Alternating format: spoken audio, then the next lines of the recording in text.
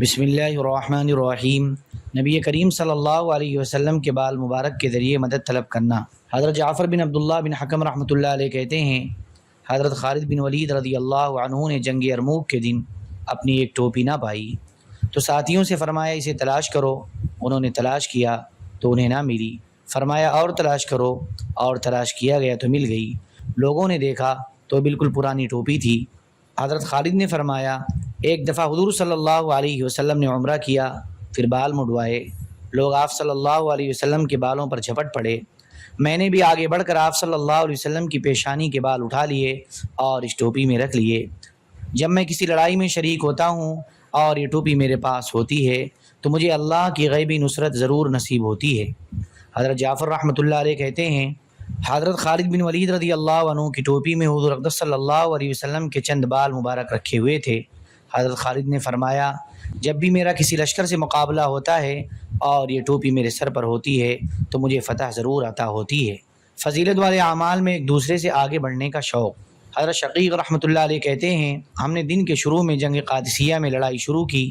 جب ہم واپس آئے تو نماز کا وقت ہو چکا تھا اور مؤذن صاحب زخمی ہو چکے تھے، اس لیے ہر مسلمان یہ چاہنے لگا کہ اذان کی سعادت اسے ہی نصیب ہو، اور اتنا تقاضا بڑھا کہ قریب تھا کہ آپس میں تلواروں سے لڑ پڑیں۔ آخر حضرت سعد رضی اللہ عنہ نے ان میں اذان کے لیے قرآن اندازی کی اور ایک آدمی کا نام قرہ میں نکلا اور اس نے اذان دی۔ دنیا کی زیب و زینت کو بے قیمت سمجھنا۔ حضرت معقل بن یسار رضی اللہ عنہ حضرت نعمان بن مقرن رضی اللہ عنہ کی عمارت میں اصفہان کے فتح ہونے کے بارے میں لمبی حدیث ذکر کرتے ہیں۔ اس میں یہ بھی ہے کہ حضرت نعمان رضی اللہ عنہ لشکر لے کر اصفہان کے قریب پہنچے تو ان کے اور اصفہان کے درمیان دریا تھا۔ حضرت نعمان رضی اللہ عنہ نے حضرت مغیرہ بن شعبہ رضی اللہ عنہ کو قاصد بنا کر اصفہان بھیجا۔ ان دنوں اصفہان میں ذو الحاجبین بادشاہ تھا۔ اس نے آنے والی صحابی کو مرعوب کرنے کے لیے اپنے ساتھیوں سے مشورہ کیا کہ کیا میں اپنا دربار فوجی انداز سے سجا کر بیٹھوں یا شاہانہ شان و شوکت سے سجاؤں۔ اس کے ساتھیوں نے شاہانہ شان و شوکت کا مشورہ دیا، چنانچہ اس نے شاہی طریقے سے اپنا دربار سجایا، خود شاہی تخت پر بیٹھا اور سر پر شاہی تاج رکھا، اور درباری اس کے ارد گرد دو صفے بنا کر کھڑے ہو گئے۔ ان لوگوں نے دیباج کے ریشمی کپڑے پہن رکھے تھے، ان کے کانوں میں بالیاں اور ہاتھوں میں کنگن تھے۔ حضرت مغیرہ بن شعبہ رضی اللہ عنہ دربار میں آئے۔ وہ سر جھکائے تیزی سے چل رہے تھے، ان کے ہاتھ میں نیزہ اور ڈھال تھی، اور لوگ دو صفے بنائے بادشاہ کے گرد قالین پر کھڑے تھے۔ حضرت مغیرہ رضی اللہ عنہ نیزے پر ٹیک لگا کر چل رہے تھے، جس سے وہ قالین پھٹ گیا۔ ایسا انہوں نے قصدن کیا تاکہ یہ ان لوگوں کے لیے بدفعلی ہو۔ ذو الحاجبین نے ان سے کہا، اے جماعت عرب، تم لوگ سخت فاقہ اور مشقت میں مبتلا ہو، اس لیے اپنے ملک سے نکل کر ہمارے یہاں آ گئے ہو۔ اگر تم چاہو تو ہم تمہیں غلہ دے دیتے ہیں، اسے لے کر تم اپنے ملک واپس چلے جاؤ۔ پھر حضرت مغیرہ رضی اللہ عنہ نے گفتگو شروع فرمائی۔ پہلے اللہ کی حمد و ثنا بیان کی، پھر فرمایا، ہم عرب لوگ واقعی بہت برے تھے، مردار جانور کھایا کرتے تھے اور بڑے کمزور تھے۔ تمام لوگوں کا ہم پر زور چلتا تھا، ہمارا کسی پر نہیں چلتا تھا۔ پھر اللہ نے ہم میں ایک رسول بھیجا جو ہمارے شریف خاندان کا تھا، جس کا حسب ہم میں سب سے اعلیٰ تھا، جس کی بات سب سے زیادہ سچی تھی۔ انہوں نے ہم سے وعدہ کیا تھا کہ یہ جگہ فتح ہو کر ہمیں ملے گی، اور اب تک ہم ان کے تمام وعدوں کو سچا پا چکے ہیں، اور میں یہاں بڑے شاندار کپڑے اور قیمتی سامان دیکھ رہا ہوں۔ مجھے یقین ہے کہ میرے ساتھی نے لیے بغیر یہاں سے نہیں جائیں گے۔ آگے اور بھی حدیث ہے۔ حضرت محمد، حضرت طلحہ، حضرت عمرو اور حضرت زیاد رحمۃ اللہ علیہ اپنی اپنی سند سے روایت کرتے ہیں کہ حضرت سعد رضی اللہ عنہ نے آدمی بھیج کر حضرت مغیرہ بن شعبہ رضی اللہ عنہ اور صحابہ کی ایک جماعت کو بلایا اور فرمایا، میں آپ لوگوں کو ان لوگوں یعنی رستم وغیرہ کے پاس بھیجنا چاہتا ہوں، اس بارے میں آپ لوگوں کی کیا رائے ہے؟ ان سب حضرات نے کہا، آپ جو حکم فرمائیں گے ہم تابع دار ہیں اور اس پر پکے رہیں گے، یعنی ہم جانے کے لیے تیار ہیں، اور وہاں جا کر جب کوئی ایسا مسئلہ پیش آئے گا جس میں آپ کی طرف سے کوئی فیصلہ نہیں ہوگا تو ہم اس چیز کے بارے میں غور کریں گے جو زیادہ مناسب اور لوگوں کے لیے زیادہ مفید ہے، اور جو سمجھ میں آئے گا وہ ہم ان لوگوں کو بتائیں گے۔ حضرت سعد رضی اللہ عنہ نے فرمایا، عقل مند تجربہ کار لوگ ایسے ہی کیا کرتے ہیں، اب آپ لوگ جائیں اور جانے کی تیاری کریں۔ حضرت ربیع بن عامر رضی اللہ عنہ نے کہا، اجمی لوگوں کے اپنے طور طریقے اور آداب ہیں، جب ہم سب ان کے پاس جائیں گے تو سمجھیں گے کہ ہم نے ان کا بڑا اہتمام کیا ہے، لہذا آپ ان کے پاس ایک سے زیادہ آدمی نہ بھیجیں۔ باقی تمام حضرات نے بھی اس بات میں حضرت ربیع رضی اللہ عنہ کی تائید کی۔ اس کے بعد حضرت ربیع رضی اللہ عنہ نے کہا آپ سب مجھے بھیج دیں۔ اس پر حضرت سعد رضی اللہ عنہ نے انہیں بھیجنے کا فیصلہ کر دیا۔ چنانچہ حضرت ربیع رستم کی لشکرگاہ میں اس سے ملنے کے لیے روانہ ہوئے۔ پل پر جو سپاہی مقرر تھے انہوں نے حضرت ربیع کو روک لیا اور ان کے آنے کی اطلاع دینے کے لیے آدمی رستم کے پاس بھیجا۔ رستم نے فارس کے بڑے سرداروں سے مشورہ کیا اور یہ سوال کیا کہ کیا ہم صرف اپنی تعداد کے زیادہ ہونے پر فخر کریں یا شاہی اور قیمتی سامان دکھا کر عربوں کا بے حیثیت ہونا ظاہر کریں اور اس طرح انہیں مرعوب کریں۔ سب کا اسی پر اتفاق ہوا کہ شاہی اور قیمتی سامان کا مظاہرہ کیا جائے۔ چنانچہ خزانے سے نکال کر انہوں نے زیب و زینت کا سارا سامان سجا ڈالا اور ہر طرف قیمتی گدے، بچھونے اور قالین بچھا دیے اور خزانے میں کوئی چیز نہ رہنے دی۔ رستم کے لیے سونے کا تخت رکھا گیا، اسے بیش قیمت شاندار کپڑے پہنائے گئے اور قیمتی قالین بچھائے گئے اور ایسے تکیے رکھے گئے جو سونے کی تاروں سے بنے ہوئے تھے۔ حضرت ربیع رضی اللہ عنہ کو پل کے سپاہیوں نے آگے جانے کی اجازت دے دی تو حضرت ربیع رضی اللہ عنہ اپنے گھوڑے پر چل پڑے۔ گھوڑے کے بال زیادہ اور قد چھوٹا تھا، ان کے پاس ایک چمکدار تلوار تھی اور اسے پرانے کپڑے میں لپیٹا ہوا تھا اور ان کے نیزے پر چمڑے کے تسمے بدے ہوئے تھے اور ان کے پاس گائے کی کھال کی بنی ہوئی ڈھال تھی جس پر روٹی کی مانند گول سرخ چمڑا لگا ہوا تھا اور ان کے ساتھ ان کی کمان اور تیر بھی تھے۔ جب اس شاہی دربار کے قریب پہنچے اور سب سے پہلے بچھا ہوا قالین آ گیا تو ان لوگوں نے ان سے کہا کہ نیچے اتر جائیں، لیکن یہ اپنے گھوڑے کو اس قالین پر لے گئے۔ جب وہ پوری طرح قالین پر چڑھ گیا تب یہ اس سے نیچے اترے اور پھر دو تکیوں کو لے کر انہیں پھاڑا اور گھوڑے کی لگام کی رسی اس میں سے گزار کر گھوڑے کو اس سے باندھ دیا۔ وہ لوگ انہیں ایسا کرنے سے نہ روک سکے۔ حضرت ربیع رضی اللہ عنہ دیکھتے ہی سمجھ گئے کہ یہ لوگ اپنا شاہی ٹھاٹ باٹ دکھا کر ہمیں مرعوب کرنا چاہتے ہیں، اس لیے انہوں نے یہ کام قصداً کیا تاکہ ان لوگوں کو پتہ چلے کہ انہوں نے اس سب سے کچھ اثر نہیں لیا ہے۔ اور انہوں نے زرہ پہنی ہوئی تھی جو حوض کی طرح لمبی چوڑی تھی اور اونٹ کے گدے کو بیچ میں سے کاٹ کر بطور قبا کے اسے پہن رکھا تھا اور سن کی رسی سے اسے درمیان سے باندھ رکھا تھا، اور یہ عربوں میں سب سے زیادہ بالوں والے تھے۔ انہوں نے اونٹ کے چمڑے والی لگام سے اپنے بالوں کو باندھا ہوا تھا اور ان کے سر کے بالوں کی 4 میڑیاں تھیں جو پہاڑی بکری کی سینگوں کی طرح کھڑی ہوئی تھیں۔ ان لوگوں نے کہا آپ اپنے ہتھیار اتار کر یہاں رکھ دیں۔ انہوں نے کہا میں آپ لوگوں کے پاس خود نہیں آیا ہوں جو میں آپ کے کہنے پر اپنے ہتھیار اتار دوں، آپ لوگوں نے مجھے بلایا ہے، جیسے میں چاہتا ہوں ویسے مجھے آنے دیں، پھر تو ٹھیک ہے ورنہ میں واپس چلا جاتا ہوں۔ ان لوگوں نے رستم کو بتایا۔ رستم نے کہا اسے ایسے ہی آنے دو، وہ ایک ہی تو آدمی ہے۔ ان کے نیزے کے آگے نوکدار تیز پھل لگا ہوا تھا، وہ چھوٹے چھوٹے قدم رکھ کر اس نیزے پر ٹیک لگا کر چلنے لگے اور وہ یوں قالینوں اور بچھونوں میں سوراخ کرتے جا رہے تھے اور اس طرح انہوں نے ان کے تمام قالین پھاڑ دیے اور خراب کر دیے۔ جب یہ رستم کے قریب پہنچے تو پہرے داروں نے انہیں گھیرے میں لے لیا اور یہ بچھونے میں نیزہ گاڑ کر خود زمین پر بیٹھ گئے۔ ان لوگوں نے کہا آپ نے ایسا کیوں کیا؟ فرمایا ہم تمہاری زینت کے اس سامان پر بیٹھنا نہیں چاہتے۔ پھر رستم نے ان سے بات شروع کی اور کہا آپ لوگ ملک عرب سے کیوں آئے ہیں؟ فرمایا اللہ نے ہمیں بھیجا ہے اور وہی ہمیں یہاں اس لیے لے کر آیا ہے تاکہ ہم جسے وہ چاہیں اسے بندوں کی عبادت سے نکال کر اللہ کی عبادت کی طرف اور دنیا کی تنگی سے نکال کر دنیا کی وسعت کی طرف اور ظلم والے ادیان سے نکال کر عدل والے دین اسلام کی طرف لے آئیں۔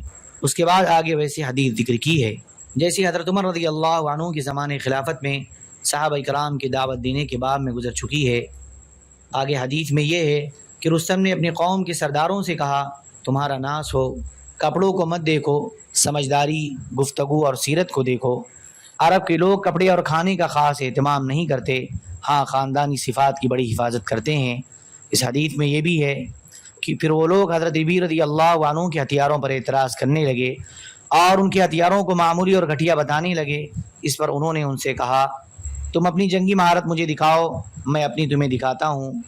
یہ کہہ کر چیتڑے میں سے اپنی تلوار باہر نکالی تو آگ کے شعلے کی طرح چمک رہی تھی۔ ان لوگوں نے کہا بس کریں اور اسے نیام میں رکھ لیں۔ چنانچہ انہوں نے اسے نیام میں رکھ لیا۔ پھر حضرت ربیع رضی اللہ عنہ نے ان کی ڈھال پر تیر مارا تو وہ پھٹ گئی اور ان لوگوں نے حضرت ربیع رضی اللہ عنہ کی ڈھال پر تیر مارا تو نہ پھٹی بلکہ صحیح سالم رہی۔ پھر فرمایا اے فارس والو، تم لوگوں نے کھانے پینے اور لباس کو بڑا کام بنا رکھا ہے، ہم انہیں چھوٹے کام سمجھتے ہیں۔ پھر حضرت ابی رضی اللہ عنہ انہیں غور کرنے کے لیے 3 دن کی مہلت دے کر واپس چلے گئے۔ اگلے دن رستم نے پیغام بھیجا کہ اسی آدمی کو پھر بھیج دیں۔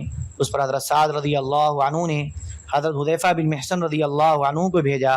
وہ بھی حضرت ابی رضی اللہ عنہ کی طرح معمولی کپڑوں میں اور سیدھی سادی حالت میں چلے۔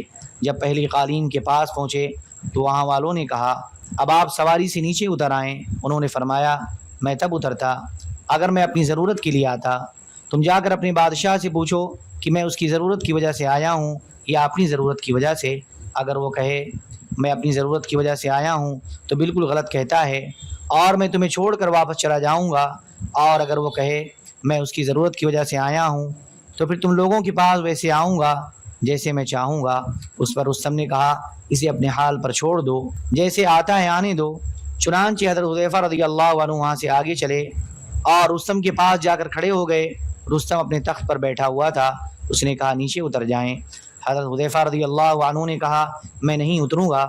چنانچہ انہوں نے اترنے سے انکار کر دیا تو رستم نے ان سے پوچھا کہ کیا بات ہے، آج آپ آئے ہیں، ہمارے کل والے ساتھی نہیں آئے؟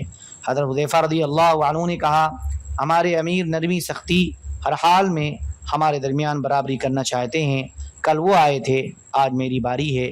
رستم نے کہا آپ لوگ کیوں آئے ہیں؟ اللہ نے ہمیں اپنا دین عطا فرما کر ہم پر بڑا احسان فرمایا، ہمیں اپنی نشانیاں دکھائیں، یہاں تک کہ ہم نے اسے پہچان لیا، حالانکہ ہم اس سے پہلے اسے بالکل نہیں جانتے تھے۔ پھر اللہ نے ہمیں حکم دیا کہ ہم تمام لوگوں کو 3 باتوں میں سے ایک بات کی دعوت دیں، ان باتوں میں سے جسے بھی وہ مان لیں گے ہم اسے قبول کر لیں گے۔ پہلی بات یہ ہے کہ اسلام لے آؤ، اگر اسلام لے آؤ گے تو ہم تمہیں چھوڑ کر واپس چلے جائیں گے۔ دوسری بات یہ ہے کہ اگر اسلام نہیں لاتے تو پھر جزیہ ادا کرو، اگر جزیہ ادا کرو گے اور تمہیں ضرورت پڑی تو ہم تمہاری دشمن سے حفاظت کریں گے۔ تیسری بات یہ ہے کہ یہ دونوں باتیں منظور نہ ہوں تو پھر لڑائی اور مقابلہ۔ رستم نے کہا کیا چند دن تک کے لیے صلح ہو سکتی ہے؟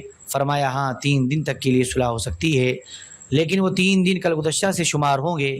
جب رستم نے حضرت حذیفہ رضی اللہ عنہ سے بھی وہی جواب پایا جو حضرت ابی رضی اللہ عنہ سے سنا تھا تو اس نے حضرت حذیفہ رضی اللہ عنہ کو واپس کر دیا اور اپنے ساتھیوں کی طرف متوجہ ہو کر کہنے لگا تمہیں میری رائے سمجھ میں کیوں نہیں آ رہی؟ کل ہمارے پاس پہلا آدمی آیا، وہ ہم پر غالب آ گیا اور ہمارے قالین پر نہ بیٹھا بلکہ ہمارے انتظامات چھوڑ کر ہماری زمین پر بیٹھ گیا، اور اس نے اپنا گھوڑا ہماری زینت کے سامان کے اوپر کھڑا کیا اور ہم نے زینت کے لیے جو تکیے رکھے تھے ان کے ساتھ اپنا گھوڑا باندھ دیا۔ اسے اچھی فال لینے کا موقع مل گیا کیونکہ وہ ہماری زمین کو بھی اپنے ساتھیوں کے پاس لے گیا اور زمین میں جو کچھ تھا اسے بھی لے گیا۔ ان تمام باتوں کے باوجود وہ عقل مند بھی بہت تھا۔ آج یہ دوسرا آدمی ہمارے پاس آیا تو یہ آ کر ہمارے سر پر کھڑا ہو گیا، یہ بھی اچھی فال لے کر آیا ہے، یہ تو ہمیں نکال کر ہماری زمین پر قبضہ کر لے گا۔ رستم کے ساتھیوں نے رستم کی باتوں کا سخت جواب دیا اور ان میں بات چیت اتنی بڑی کہ رستم کو بھی غصہ آ گیا اور اس کے ساتھیوں کو بھی۔ اگلے دن رستم نے پیغام بھیجا کہ ہمارے پاس ایک آدمی بھیجو۔ چنانچہ مسلمانوں نے حضرت مغیرہ بن شعبہ رضی اللہ عنہ کو بھیجا۔ حضرت ابو عثمان نہدی رحمۃ اللہ علیہ کہتے ہیں جب حضرت مغیرہ رضی اللہ عنہ پل پر پہنچے اور پل پار کر کے فارس والوں کے پاس جانا چاہا تو انہیں پہرے داروں نے روکا اور رستم سے ان کے بارے میں اجازت طلب کی، اور انہوں نے صحابہ کرام کو مرعوب کرنے کے لیے جو شاہی انتظامات کر رکھے تھے وہ سارے اسی طرح سے تھے، انہوں نے کوئی تبدیلی نہیں کی تھی۔ ان لوگوں نے تاج اور قیمتی کپڑے کو جو کہ سونے کے تاروں سے بنے ہوئے تھے پہنے ہوئے تھے، اور تیر پھینکنے سے تیر جتنی دور جاتا ہے اتنی دور تک قالین بچھائے ہوئے تھے، ان پر چل کر یہ آدمی ان کے بادشاہ تک پہنچ سکتا تھا۔ بہرحال رستم کی اجازت دینے پر حضرت مغیرہ رضی اللہ عنہ وہاں سے آگے چلے۔ ان کے سر کے بالوں کی 4 میڑیاں بنی ہوئی تھی، وہ چلتے چلتے جا کر رستم کے ساتھ اس کے تخت اور گدے پر بیٹھ گئے۔ اس پر وہ سب لوگ حضرت مغیرہ رضی اللہ عنہ پر جھپٹے اور بڑبڑائے اور جھجوڑ کر انہیں تخت سے نیچے اتار دیا۔ حضرت مغیرہ رضی اللہ عنہ نے فرمایا ہمیں تو یہ خبر پہنچی ہے کہ آپ لوگ بڑے سمجھدار ہیں، لیکن میں نے آپ لوگوں سے بھی زیادہ بیوقوف کوئی قوم نہیں دیکھی۔ ہم تمام عرب لوگ آپس میں برابر ہیں، ہم میں سے کوئی کسی کو اپنا غلام نہیں بناتا، ہاں کسی سے جنگ ہو تو اور بات ہے۔ میرا خیال تھا کہ آپ لوگ بھی آپس میں ہماری طرح رہتے ہوں گے، اور آپ لوگوں نے جو کچھ کیا اس سے اچھا تو یہ تھا کہ مجھے پہلے ہی بتا دیتے کہ آپ لوگ آپس میں برابر نہیں ہیں بلکہ ایک دوسرے کے رب ہیں۔ اگر رستم کے ساتھ بیٹھنا آپ لوگوں کے خیال میں ٹھیک نہیں ہے تو آئندہ ہم ایسا نہیں کریں گے۔ آپ لوگوں کے پاس میں خود نہیں آیا ہوں، آپ لوگوں نے بلایا تو میں آیا ہوں۔ آج مجھے پتہ چلا ہے کہ تمہارا نظام ڈھیلا پڑ چکا ہے اور تم لوگ مغلوب ہونے والے ہو، اور اس طور طریقے پر اور اس سمجھ پر ملک باقی نہیں رہ سکتا۔ یہ تمام باتیں سن کر عام لوگ کہنے لگے اللہ کی قسم، یہ عربی بالکل ٹھیک کہہ رہا ہے۔ ان کے چودھری کہنے لگے اللہ کی قسم، اس نے تو ایسی بات کہی ہے کہ ہمارے غلام ہمیشہ اس کی طرف کھینچتے رہیں گے۔ اللہ ہمارے پہلوں کو غارت کرے، کس قدر احمق تھے، کن عربوں کی بات کو معمولی سمجھ رہے تھے، آج یہ اتنے زوروں پر آ گئے ہیں کہ انہیں چاہیے تھا کہ ان عربوں کو شروع میں ہی کچل دیتے۔ اس کے بعد راوی نے باقی حدیث ذکر کی ہے جس میں رستم کے سوالات اور حضرت مغیرہ رضی اللہ عنہ کے جوابات کا ذکر ہے۔ اللهم صل على سيدنا وحبيبنا ومحبوبنا ومولانا محمد وبارك وسلم. سبحان ربك رب العزة عما يصفون وسلام على المرسلين والحمد لله رب العالمين.